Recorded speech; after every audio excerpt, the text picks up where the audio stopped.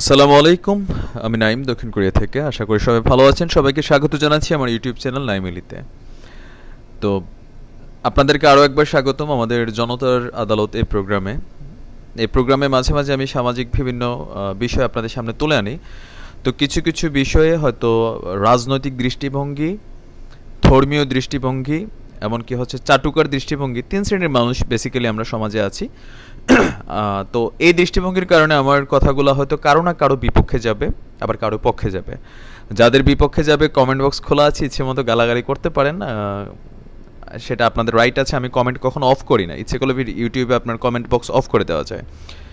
তো আজকে আমি খুব বেশি একটা ইনবক্সে টেক্সট আসছিল যে আমাদের সাংবাদিক ইলিয়াস ভাই সম্প্রতি লাইভে এসে ঘোষণা দিয়েছেন যে তিনি লাইভ করা ছেড়ে দিবেন, আর আসবেন না নানান কারণে।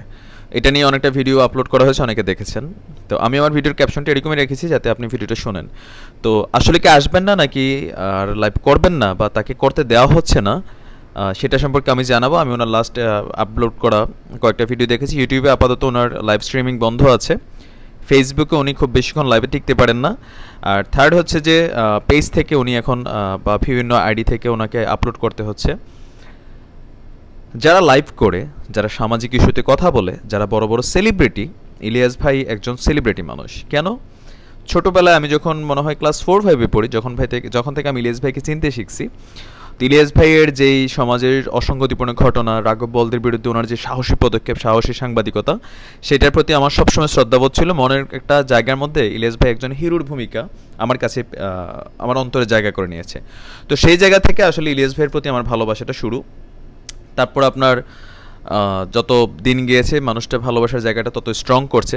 যখন আপনার ইটিভি বন্ধ হয়ে গেল, ইলিয়াস ভাইকে আমরা হারাই ফেললাম, খারাপ লাগছে। এরপর আরও বিভিন্ন আপনার ক্রাইম প্রোগ্রামগুলো করে নানান টিভিগুলো। তবে ইলিয়াস ভাইয়ের মতন আসলে প্রেজেন্টেশন বা সৎ সাংবাদিকতা খুব কম মানুষই করে। তো বাংলাদেশে আপনার একটা জিনিস খেয়াল রাখতে হবে, আমরা এমন একটা দেশে আছি যে এখানে আপনি যতক্ষণ রাজনৈতিক বিষয় নিয়ে কথা না বলবেন, ততক্ষণ আপনি যে কোনো সমাজের ক্রাইম বা নানান বিষয়গুলোকে আপনি সামনে আনেন, সমস্যা নেই। ক্রাইম রিপোর্টে যখন কোনো রাজনৈতিক নেতার সাথে সংশ্লিষ্ট থাকে বড় মাপের, রাঘব বোয়াল টাইপের যে রাজনৈতিক নেতারা আছে তাদের সংশ্লিষ্টতা আছে এমন কোনো ভিডিও যদি আপনি আপলোড করেন বা এমন কোনো প্রোগ্রাম আপনি চ্যানেল থেকে প্রচারিত হয় না। তো ইলিয়াস ভাইও আপনারা জানেন। তো এগুলোর ফলে হয় কি, একটা রাজনৈতিক শত্রুপক্ষ তৈরি হয়, আর তারা বেসিক্যালি বাংলাদেশকে কন্ট্রোল করে। তো যেহেতু তারা কন্ট্রোল করে, তো তাদের বিপরীতে গিয়ে জলে বাস করে আসলে কুমিরের সাথে যুদ্ধ হয় না। তো স্বাভাবিকভাবে অনেক ক্রাইম রিপোর্টারকে আমি দেখেছি, কনক ভাই এরকম সহ অনেকে আছেন, বা আমাদের যে বাংলা ইনফোটিউবের শাহেদ ভাই, অনেক ভালো ভালো সাংবাদিক আছেন যারা বর্তমানে বাংলাদেশে নেই। এটা আমাদের বাংলাদেশের একটা রাজনৈতিক কালচার, সেটা এখন না, এটা বিভিন্ন সময় ছিল। যারা উচিত কথাগুলো বলে তাদেরকে নানানভাবে হেনস্থা হইতে হয়। তো তারই ধারাবাহিকতা ইলিয়াস ভাইকেও বাংলাদেশ থেকে বের হতে হয়েছে। তিনি এখন আমেরিকা তার সপরিবার নিয়ে আছেন, বউ বাচ্চা সবাইকে নিয়ে আছেন। তো গত বেশ কয়েকদিন ধরে হঠাৎ করে ইলিয়াস ভাইকে আমরা ফেসবুক, সোশ্যাল মিডিয়ায় দেখা শুরু করেছি। একটা আগে ভিডিও আপলোড করা ছিল, অনেকে নিশ্চয়ই দেখেছেন, অনেকে গালাগালিও করছেন। তো আমি আমার জায়গা থেকে বস, আমি ইলিয়াস ভাইয়ের একজন শুভাকাঙ্ক্ষী, আমি ওনার প্রকৃত শুভাকাঙ্ক্ষী, প্রকৃতভাবে ভালোবাসি, প্রকৃত ভক্ত। সেই কারণেই আমি হয়তো অনেক কিছু আছেন, যখন আপনি কোনো কাজ করেন আপনার কাজটা হয়তো আপনি বুঝতেছেন, আর আশেপাশে যে সাপোর্টিং শ্রেণীটা আছে তারা কারা। ধরেন কথার কথা, ফর এক্সাম্পল, একজন রিক্সাওয়ালার আশেপাশে যারা থাকে সবাই কিন্তু রিক্সাওয়ালার মানে সার্কেলটাই হয়। একজন শিক্ষিত মানুষের আশেপাশে যখন একটা সার্কেল থাকে, মোটামুটি শিক্ষিত হয়। আর সেলিব্রিটির আশেপাশে হয় কি, আমাদের বাংলাদেশে এক ধরনের একটা শ্রেণী ক্রিয়েট হয়, যারা আসলে তা সেলিব্রিটি হয়তো অনেক সময় অনেক কিছু করছেন যেটাতে কোথাও না কোথাও তার ভুল হচ্ছে, কিন্তু এই ভুলটা কেউ ধরাই দেয় না। তা আমি হচ্ছে ইলিয়াস ভাইয়ের ওই ভক্ত যে ইলিয়াস ভাইকে নিয়ে সমালোচনা করার সাহস রাখি, কারণ ভাইয়ের কিছু ভুল যেগুলো আমার কাছে মনে হয় ব্যক্তিগত আমার মতামত থেকে, ছোট মানুষ আমি, তো আমি সেগুলো তুলে ধরি। আমার এই ভিডিও আমি জানি না ইলিয়াস ভাই দেখবেন কিনা, বা যদিও দেখেন কতটুকু আমার বিষয়টা সহজভাবে নেবেন। তো ইলিয়াস ভাই যে সমাজের নানান বিষয়, অপকর্ম, অপরাজনীতি, অপরাধ, এগুলো নিয়ে যতগুলো প্রোগ্রাম করে ইউটিউবে বা আপনার ফেসবুকে, এটা অবশ্যই স্বাগতম, ওয়েলকাম, আমরা করি, এটা আমাদের বাঙালি টেন্ডেন্সি। কিন্তু যখন তার লাইভগুলা আপনার এক সমাজের একটা শ্রেণীর বিরুদ্ধে যায়, তখন তার পিছনে লুক লাগে, এটা তো বোঝেনি না। তো উনি 21 টেলিভিশনও থাকতো, উনিও থাকতেন, আমরা এখন ইউটিউবে ওনাকে দেখতে হতো না। ইলিয়াস ভাইয়ের বেশ কয়েকটা লাইভ খুব ভালো ছিল, প্রশংসার ছিল, কিন্তু হঠাৎ করে আপনার ইলিয়াস ভাই হয়তো যেহেতু সাংবাদিক মানুষ, ওনার কাছে অনেক রেফারেন্স আছে। তো 2-4-5 দিন আগে মনে হয় উনি হঠাৎ করে একটা লাইভ করেছিলেন যে বাংলাদেশকে গোপনে বিক্রি করে দেওয়া হচ্ছে ভারতের কাছে। আপনার 15-20 বছর পরে বাংলাদেশ দখল নেবে ইন্ডিয়ানরা, এরকম একটা ক্যাপশনে ছিল। পরে মনে হয় লাইভটা নড়িয়া থেকে ডিলিট করা হয়েছে, আমার কাছে আছে এখনও লাইভটা। তো ইস্কনের ব্যাপারটা নিয়ে এই বিষয়টা আসছিল। দ্বিতীয় একটা বিষয় আসছিল ইলিয়াস ভাইয়ের যে ব্যারিস্টার সুমন ভাইকে নিয়ে চিটার বাটপা নানান উপাধি দিয়েছিলেন, আমি সেটা নিয়ে আমার আগের ভিডিওটা করছিলাম। তো থার্ড যে ভিডিওটা, যেটা নিয়ে সবাই এখন খুব মাতামাতি করছেন যে ইলিয়াস ভাই লাইভ ছেড়ে দিচ্ছেন, ইলিয়াস ভাইয়ের এই সোশ্যাল মিডিয়াতে খুব দ্রুত ভাইরাল হয়, আপনারা জানেন। তো ভাইরাল হওয়ার পরে ইলিয়াস ভাইকে নিয়ে একজন সাংবাদিক, নামধারী সাংবাদিক, মেবি আমি চিনি না ওনাকে, মিজানুর রহমান, উনি একটা স্ট্যাটাস দিয়েছেন বা একটা বড় একটা আর্টিকেল করেছেন। তো এই আর্টিকেলটার প্রতি আমার অ্যালার্জি আছে। উনি জিজ্ঞেস করেছেন কে এই ইলিয়াস, শিবির থেকে, এইটা পর্ন, তার পর্ন সাংবাদিক থেকে। আসলে এগুলো হচ্ছে কিছু মাপের সাংবাদিক আছে যারা সাংবাদিক পেশাটাকে কলঙ্কিত করে, অন্য একজন সাংবাদিকের প্রতি সম্মানটা রাখতে পারে না। তো তারা তাদের জায়গা থেকে এই কাজটা করে। এখন যারা সেলিব্রিটি হন তাদের মাথায় রাখতে হবে যে সমাজে শুধু আপনাকে পছন্দ করে এই শ্রেণীটার যদি আপনি সাপোর্ট করেন, আপনারা অপছন্দ করা একটা শ্রেণী আছে, তাদের মতামত, গঠনমূলক সমালোচনা বস আপনাকে নিতে হবে। এখন আমরা গঠনমূলক সমালোচনা করি কারণ আমি আপনাকে ভালোবাসি, এই কারণে। তো আপনার যে লাস্ট লাইভটাতে আপনি মিজানুর রহমানের বিরুদ্ধে যে কথাগুলো বলছেন ওইটাতে আমার অ্যালার্জি নেই, কিন্তু একটা বিষয় হচ্ছে আপনি আসলে হিন্দু ধর্ম সম্পর্কে বস এখানে আরেকটা নতুন বিতর্কের সৃষ্টি করেছেন। আমি যতটুকু লাইভটা শুনেছি আপনি এখানে হিন্দুদের একটা বিষয় কিন্তু সামনে নিয়ে আসছেন, যে তাদের দেবী সম্পর্কে, যে সপ্তমী, অষ্টমী, দশমীতে আপনারা আপনাদের দেবীদের, আমি টোটালি কথাটা বললাম না, যে দেবীদের ডটে আপনারা বাস দেন, এই করেন সেই করেন। তো বস আপনার মতো একজন সেলিব্রিটি মানুষ যখন এই ধরনের কথা বলেন, আপনার খেয়াল রাখতে হবে আপনার ভক্তদের মধ্যে কিন্তু সবচেয়ে মুসলমান তা না, অনেক হিন্দু ভাইরা আছে কিন্তু আপনি ইলিয়াস ভাইকে ভালোবাসে, পোস্ট করে আপনার পক্ষে কথা বলে। আমার লাইভে বা আমি যখন আপনাকে নিয়ে একটা সমালোচনা করছি, গঠনমূলক সমালোচনা ছিল, নিশ্চয়ই আপনি দেখলে বুঝতে পারবেন। তো সেটাতে কিন্তু অনেক হিন্দু ভাই কিন্তু আপনার পক্ষে আমাকে একটা বকা দিছে, তার মানে আপনার একটা নির্দিষ্ট সংখ্যক হিন্দু শ্রেণীর সাপোর্টার আছে। তো কিছু বিষয় যেটা মানুষের ধর্মীয় অনুভূতিতে আঘাত আনবে, আমি একজন মুসলমান, একজন হিন্দুর কাছেও তার ধর্মটা সমান প্রাধান্য পাবে। এখন আপনি যখন তাদের একজন দেবী নিয়ে কথা বলবেন, তো কোথাও না কোথাও আপনার যে হিন্দু শ্রেণীর সাপোর্টারটা আছে আপনি কিন্তু বস এটা হারাবেন। হয়তো আপনি সেন্টিমেন্টাল হয়ে গেছেন, রাগে জিদ্দে হয়তো হয়েছে, মানুষ যেহেতু আমিও হয়তো এরকম হয়ে যেতাম। তবে আমি ব্যারিস্টার সুমন ভাই থেকে শিখি, উনি খুব ঠান্ডা মাথার মানুষ, প্রকৃত রাজনীতিবিদ। তো রাজনীতি যারা করে তারা খুব ঠান্ডা মাথার মানুষ হয়, মানে আপনার সমালোচনা হজম করে সিস্টেমে। তো আপনি হয়তো খুব বেশি এটা হজম করতে পারেন নাই, আপনি যে স্টেটমেন্টটা দিয়েছেন সেখানে হিন্দু ধর্ম সম্পর্কে কিন্তু কোথাও না কোথাও আপনার খেয়াল রাখা উচিত। যে সুমন ভাই শুধু একটা স্ট্যাটাস নিয়ে, যেটা সুমন ভাইয়ের দেওয়া না সেটা নিয়ে কিন্তু সুমন ভাই নিয়ে মামলা হয়ে গিয়েছিল। তা আপনার এই স্ট্যাটাসে 100% আপনার উপর একটা হিন্দু ধর্মের, আবার সে বিশ্বের যেখানেই থাকুক, আপনার এই ভিডিও যদি দেখে আর আপনার এই ভিডিওগুলো ভাইরাল হয়, হাজার মানুষ দেখে, তো কোথাও না কোথাও আপনি একটা সাপোর্টার্সে নিয়ে হারাবেন, নাম্বার 1।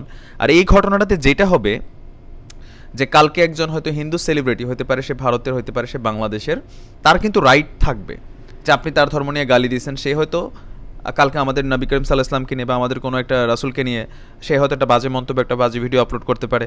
তো এইটার ফলে হবে কি, আমরা যারা ইসলামিক মাইন্ডেড আছি বা আমরা যারা মুসলমান আছি, আমাদের গায়ে লাগবে, আমরা তার পিছনে লেগে যাব। এই যে একটা সাম্প্রদায়িক একটা সম্প্রীতির মধ্যে আসলে এক ধরনের ফাটল ধরানো, কোথাও না কোথাও হয়তো আপনি রাগে বলে ফেলছেন, কিন্তু এটা হইতে পারে বস, তখন এটার জিম্মাদারিটা বেসিক্যালি কে নেবে বস? এই জিম্মাদারিটা আসলে কে নিবে?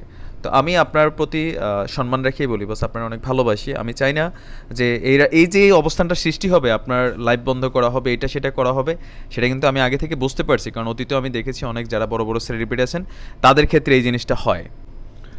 তো যেহেতু বস আপনি পাবলিক সেলিব্রিটি, আপনার প্রতিটা কাজের জন্য একটা পক্ষ আপনাকে সাপোর্ট করবে, আরেকটা পক্ষের আপনি বিপরীতে চলে যাবেন, সেটাই নিয়ম। আপনি যেইখান থেকে কথা বলেন, বাংলাদেশের আমাদের কৃষ্টি কালচার এইটাই, যে আপনার উচিত কথাটা কারো পক্ষে যাবে, কারো বিপক্ষে যাবে, এটা তো খুব স্বাভাবিক। আপনি যখন একটা রায় দিবেন সেটা হয়তো চোরের পক্ষে যাবে, নয়তো যার ঘরে চুরি হয়েছে তার পক্ষে যাবে, এটা খুব স্বাভাবিক। তো সেটা মানার মেন্টালিটিটা আমাদের মধ্যে নাই।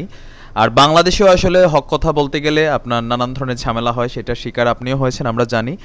কিন্তু তারপরেও আপনি যেহেতু একজন পাবলিক সেলিব্রিটি, সবার সব কমেন্টে আপনার নামে এখন নানানজন নানান কিছু বানাবে, নানান বিভ্রান্তি ছড়াবে, নানান গুজব ছড়াবে। আপনার যারা শত্রুপক্ষ আছে, আমি কিন্তু আপনার প্রতিপক্ষ না, যারা ইলিয়াস ভাইয়ের ভক্ত আছেন, আমার ভিডিওগুলোতে আপনার আমার বক্তব্যটা কতটুকু আমি স্পষ্ট তুলতে পারি জানি না।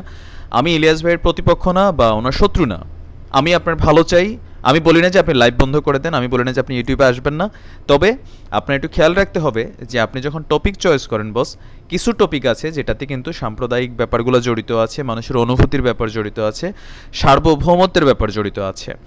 আর আমাদের বাংলাদেশে একটা নিয়ম হচ্ছে কি, যে যেই দল সরকারে থাকে তাদের সমালোচনা করার মানেই হচ্ছে যে সে বিরোধী দলের লোক। যদিও আপনার কোনো বিএনপি বা জামাত শিবিরের কোনো আইডেন্টিটি নেই, সেটা আমি জানি, আমরা অনেকেই জানি, কিন্তু তারপরেও একটা শ্রেণী কিন্তু আপনাকে এটাই ভাববে যে আপনি হয়তো বিএনপির রাজনীতিতে জড়িত আছেন গোপনে, বা শিবিরের রাজনীতিতে। এটা আসছেও, মিজানুর রহমান যিনি আছেন তিনি লিখেছেন, আপনার বিরুদ্ধে লিখেছেন, আপনি পণ সাংবাদিক, আল্লাহ তারা হেদায়েত করুক যে বেটা এই কথা লিখছে। তো আপনাকে এখন নানানভাবে নানান মানুষ ব্র্যান্ডিং করবে, নানান পেজ থেকে আওয়ামী ঘরানোর লোক আপনাকে ছোট করতে চাইবেই, আপনারে নানানভাবে ডিস্টার্ব করবে। তবে আপনাকে ধৈর্য ধরতে হবে, আর সাথে সাথে খেয়াল রাখতে হবে বস, আমি ছোট মানুষ, আমার এগুলো পরামর্শ আপনি একটু শুনে দেখবেন, যদি ভালো লাগে মানবেন। আপনি অবশ্যই যেটা মাথায় রাখবেন যে বাংলাদেশের সার্বভৌমত্ব নিয়ে যখন আপনার কাছে যথেষ্ট কোনো এভিডেন্স না থাকবে, যদি আপনি বিরোধী দলের রাজনীতি করতেন, আপনার এই কথাগুলো হয়তো অ্যাজ এ পলিটিশিয়ান অনেকে এটা নিত যে বিরোধী দলের, যেমন রিজভী সাহেব আছেন, আমাদের মির্জা ফখরুল আছেন, বেগম খালেদা জিয়া আছেন, তারেক জিয়া আছেন, তারা যখন বলে সেটা একটা লেভেলের কথা। তা আপনি তো কোনো রাজনৈতিক দলের নেতা না, সো আপনার কিন্তু ওই লেভেলটা নাই। আপনি এখন যদি আপনি সাধারণ ইলিয়াস ভাই হিসেবে কথা বলতে চান, তখন আপনার জন্য নানান ধরনের সমস্যাগুলো কিন্তু চলে আসছে। আমি আমার প্রথম ভিডিওতে এই কারণে এই বিষয়টা আনছিলাম, আমি জানতাম যে এরকম একটা শ্রেণী আপনার বিরুদ্ধে চলে যাবে, আর আমরা চাই না ইলিয়াস ভাইকে হারাইতে অনলাইন থেকে। আমরা চাই আপনি থাকেন, আমাদেরকে গাইডলাইন দেন, যারা আমরা আপনার ফলোয়ার আছি, ভক্ত আছি। তবে আজকে আমি হিন্দু হইলে আপনার যে ভিডিও বক্তব্যটা ছিল আমি এখানে দিলাম না, আপনার প্রতি সম্মান রেখে। আমি চাই না যে কোনো ফেতনা ছড়াক আমার ভিডিওর মাধ্যমে। তবে আপনার যেই হিন্দুদের নিয়ে, দেবী নিয়ে যে বক্তব্যটা ছিল, সেটা অবশ্যই যে কোনো হিন্দুর, যে আপনার ঠিকমতো পূজা পাঠও করে না, যেমন আমরা মুসলমানরা ঠিকমতো নামাজ পড়ি না, পরে আল্লাহর রবি রাসূল নিয়ে আমাদের কথা হলে কিন্তু আমাদের জ্বলে, তো হিন্দুদের কিন্তু জ্বলবে। তা আপনি একটা হিন্দু শ্রেণীর সাপোর্টার হারাবেন, আপনি কোথাও না কোথাও আপনার এটার এগেনস্টে যদি আরও দুইটা ঝামেলা হয়, তখন সেটার দায়ভারও কিন্তু আপনার উপরই চলে যাবে। তো আমি আশা করব যে আপনি বিচক্ষণ মানুষ, আপনি আপনার আপনি এই লাইভ থেকে অবশ্যই যাবেন না। তো এতক্ষণ যারা শুনছিলেন, বেসিক্যালি ইলিয়াস ভাইয়ের কোনো ভিডিওতে উনি এই কথা বলেন নাই যে উনি আর লাইভ করবেন না, লাইভ থেকে বিদায় নিয়েছেন। উনি আসলে আমাদের প্রতি ক্ষুব্ধ, সমালোচকদের প্রতি ক্ষুব্ধ, আর কিছু ফালতু ফাত্রা পাবলিক আছেন যারা ইলিয়াস ভাইকে গালাগালি করেন, তার সম্পর্কে নানান অপপ্রচার চালাচ্ছেন। আমিও সেটার প্রতিবাদ করি। ইলিয়াস ভাই অরিজিনালি যেই মানুষ, সেই মানুষ থাকা উচিত, তাকে ওইটাই রাখা উচিত। তবে ইলিয়াস ভাইও একজন মানুষ, তারও রাগ হয়, জিদ হয়, গোস্সা হয়, সেগুলোর কারণে হয়তো তিনি সেন্টিমেন্টাল হয়ে অনেক সময় অনেক কথা বলে ফেলেন। তবে ইলিয়াস ভাইয়ের প্রতিও বা ওনার ফলোয়ার যারা আছেন, আপনারা যদি কারোর সাথে ইলিয়াস ভাইয়ের যোগাযোগের সুযোগ থাকে, বলে দিবেন যে বাংলাদেশের সার্বভৌমত্বের বিষয়গুলো নিয়ে কথা বলতে গেলে, বা আপনার রাষ্ট্রপ্রধান নিয়ে কথা বলতে গেলে, বা কারো ধর্মীয় অনুভূতিতে যদি আঘাত হয় এমন কোনো কথা বলে, সেটাতে কিন্তু আসলে ওনার একটা শত্রুপক্ষ এমনিতেই তৈরি হয়ে যায়। আর ইভেন একটা মানে দুইটা দল তৈরি হয়, আপনার সাম্প্রদায়িক একটা দাঙ্গা সৃষ্টির সুযোগ থাকে, যার কারণে যে কোনো সিস্টেমে উনি আসলে মামলাতে পড়ার একটা সুযোগ থাকে। এটা কিন্তু বাস্তবতা। আমরা ইলিয়াস ভাইকে ভালোবাসি। ইলিয়াস ভাই লাইভ ছেড়ে যাচ্ছেন না, তিনি থাকছেন, হয়তো সাময়িক একটু বিরতি, তবে এরকম কোনো স্টেটমেন্ট তিনি দেননি। তো আজ এই পর্যন্তই। ভালো থাকবেন, সুস্থ থাকবেন। ইলিয়াস ভাই সম্পর্কে আর পরবর্তী আপডেটগুলো দেখার জন্য চ্যানেলের সাথে থাকেন। আসসালামু আলাইকুম। যাওয়ার আগে চ্যানেলটা সাবস্ক্রাইব করবেন। আসসালামু আলাইকুম।